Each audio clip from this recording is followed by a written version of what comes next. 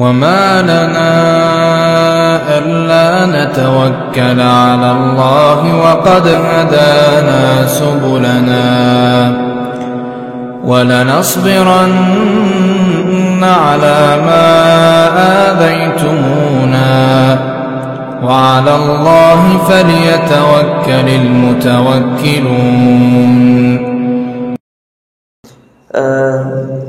Insyaallah malam hari ini kita melanjutkan pembahasan tentang hadis syadz, yang mana kaitan pembahasan malam hari ini kita masih pada pembahasan 5 kriteria hadis sahih. Untuk mengingat kembali, di pertemuan sebelumnya kita sudah membahas bahwasanya hadis sahih yang dikategorikan oleh para ulama hadis itu kalau terpenuhi 5 syarat. Yang pertama, sanadnya bersambung. Ini sudah kita bahas kemarin, sudah kita tunjukkan. Antum sudah melihat bagaimana hadis yang sanadnya itu bersambung itu bagaimana. Itu salah satu cara yang kita sampaikan kemarin adalah dengan melihat data guru dan murid yang ada di kitab-kitab rijal. Sudah kita lihat bersama. Tetapi nanti ada cara-cara yang lain, yaitu dengan melihat tabaqat, kemudian dengan keterangan para ulama yang lain. Itu nanti.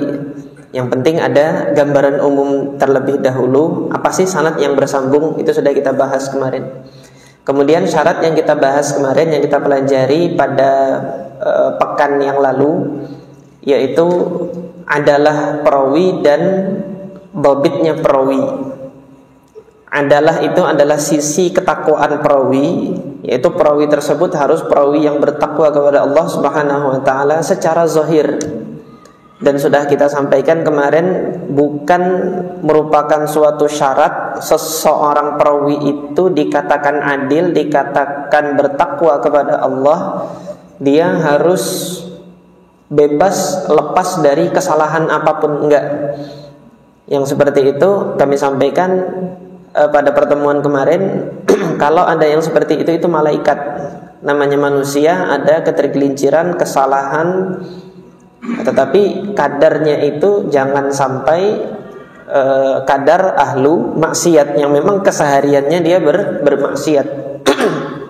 Ini yang sisi adalah. Kemudian yang sisi dhabit adalah kemampuan penjagaan perawi tersebut terhadap riwayat-riwayat yang ia miliki.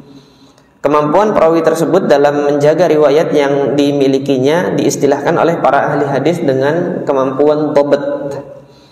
Perawi yang sudah memiliki kemampuan tersebut dikatakan perawi yang dhabit. Ada 2 jenis kemarin yang sudah kita bahas, yaitu dhabt sadr, yaitu menjaga menjaga riwayatnya itu dengan hafalan.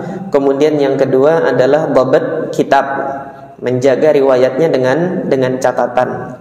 Perawi-perawi yang terpenuhi 2 kriteria ini, dia adil dan dia dhabit, sisi ketakwaannya terpenuhi, kemudian sisi kemampuan dia menjaga riwayatnya sudah terpenuhi, maka dia akan mendapatkan predikat thiqah, yang kita ibaratkan kemarin dengan grade A, cum laude.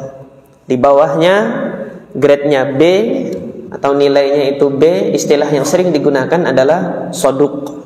Di bawahnya itu nanti baru dhaif.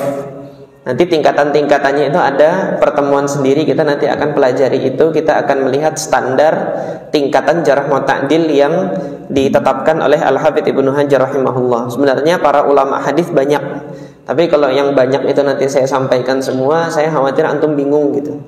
Jadi kita menggunakan standarnya Al-Hafidz Ibnu Hajar terlebih dahulu, yang mana beliau membagi tingkatan jarh wa ta'dil itu menjadi 12. 6 itu untuk ta'dilnya, pujiannya. Kemudian 6 itu untuk jarahnya atau celaannya. Itu nanti insyaallah ada pertemuan sendiri tentang itu. Nah, kemudian malam hari ini kita membahas kriteria yang keempat, di mana suatu hadis tidak boleh ada syadz. Apa itu syadz? Ya, kita bahas malam hari ini. Dalam riwayatan hadis tidak boleh ada syadz. Apakah itu syadz? Nah, kita lihat keterangan yang disampaikan oleh Al-Imam Asy-Syafi'i yang diriwayatkan oleh murid beliau, yakni Yunus ibn Abdul A'la As-Saqafi. Imam Syafi'i mengatakan laisa syadzu minal hadithi an yarwiya thiqatu ma la yarwi ghairuhu. Hadis yang asyad minal hadis itu bukanlah hadis yang diriwayatkan oleh seorang perawi thiqah yang tidak diriwayatkan oleh orang lain. Artinya dia sendiri saja yang meriwayatkan. Kalau ada seorang perawi menyendiri dalam periwayatan, ini belum dikategorikan sebagai syadz, kata Imam Syafi'i. Wa innama syadzu, yang dikatakan syadz itu adalah apa? Kalau ayyarwi thiqah, kalau ada perawi yang thiqah meriwayatkan suatu hadis yang hadisnya ini menyelisihi, yukhalifu ma rawan nas, dia menyelisihi periwayatan perawi yang lain yang lebih thiqah dari dia, yang lebih unggul dari dia.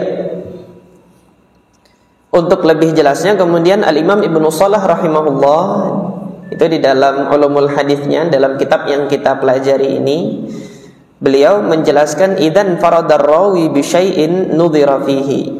Kalau ada seorang perawi hadis dia menyendiri dalam periwayatan suatu hadis, artinya ini hadis ini antum gak akan dapati di perawi-perawi yang lain gitu kan. Maka yang kita lakukan apa? Nudhira fihi, kita lihat dulu. Gak boleh serta-merta ditolak atau gak boleh serta-merta diterima. Fa in kana man farada bihi mukhalifan lima rawahu man huwa aula minhu bil hifdz lidzalik. Panjang banget nih jelimet.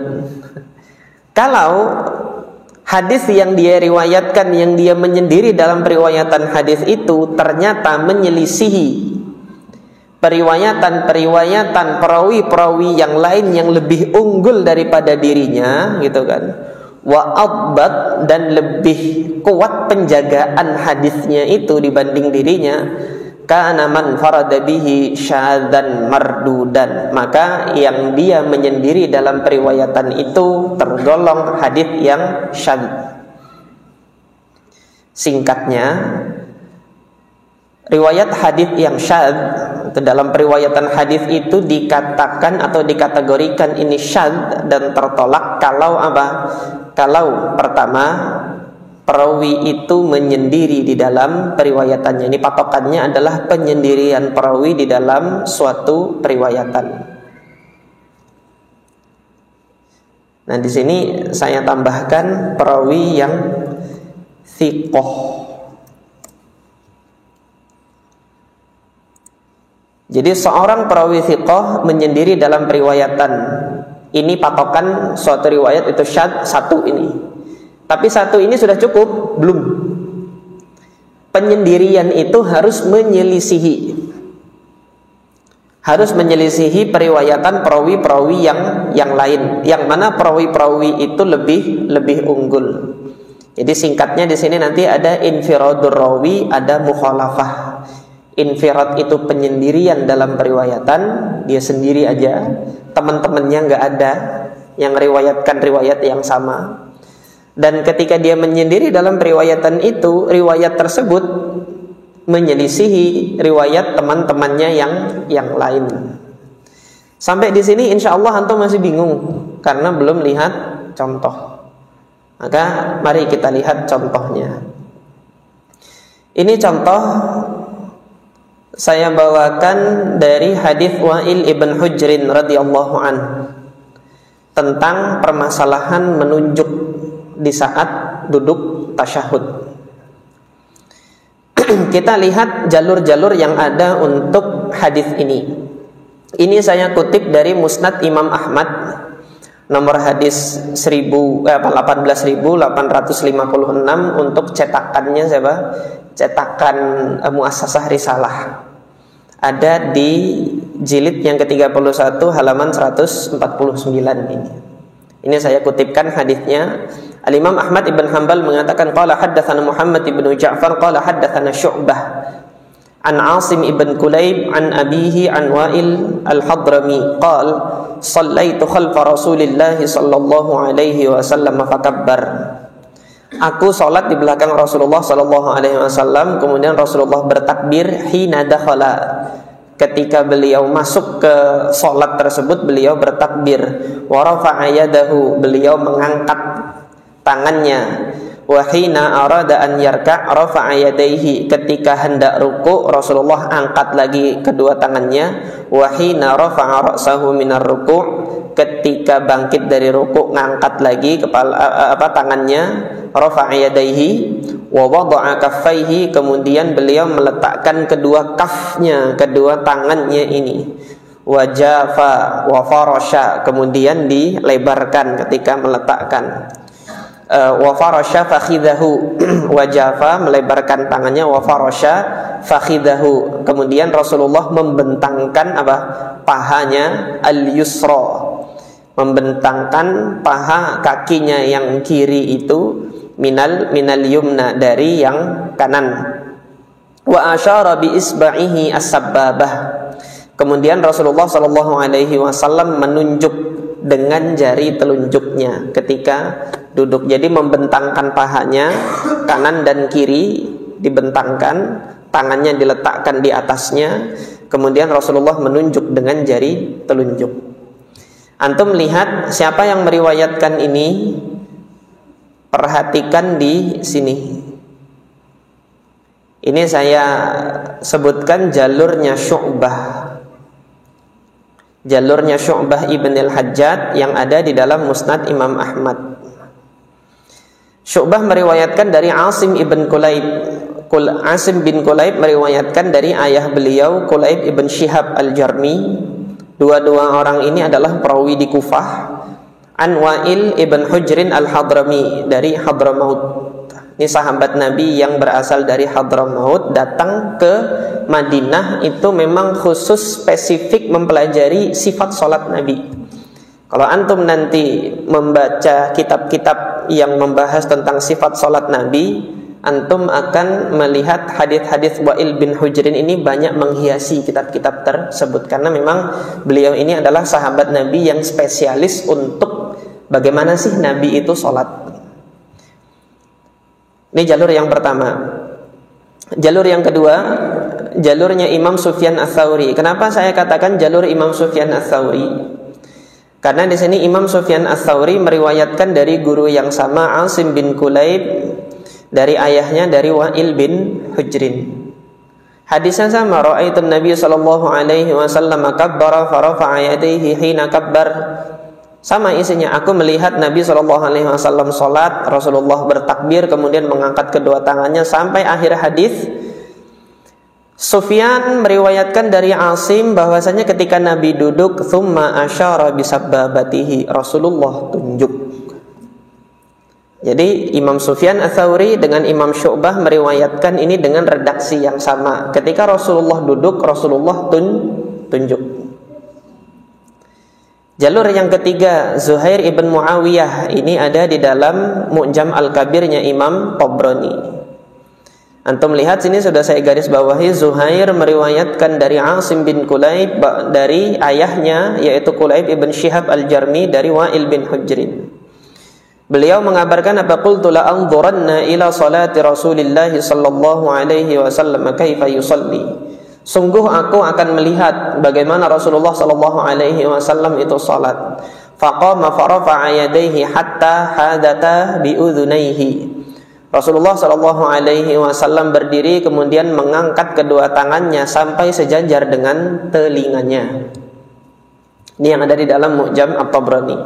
Nah, fokus kita dalam hadis ini adalah apa? Ketika duduk Rasulullah ngapain gitu kan? Wa qabada thintaini, Rasulullah ketika duduk menggenggam dua tangan ini. Wa halaqa halqatan, kemudian membuat lingkaran begini antara jari tengah dengan ibhamnya. Tsumma ra'aituhu yaqulu hakadha, kemudian aku melihat Rasulullah melakukan seperti ini. Apa? Zuhair menunjukkan diangkat usbu'ahu al-musabbihah. Jadi jari yang digunakan untuk tasbih al-musabbihah yaitu sabbabah, yaitu jari telunjuknya diangkat gitu. Nah, itu dicontohkan oleh Zuhair bin Muawiyah ketika mengajarkan hadis ini. Artinya jalur ketiga masih mengatakan kalau Rasulullah duduk, Rasulullah tunjuk. Jalur keempat diriwayatkan oleh Abul Ahwas Salam ibn Sulaim. Ini juga muridnya Asim bin Kulayb.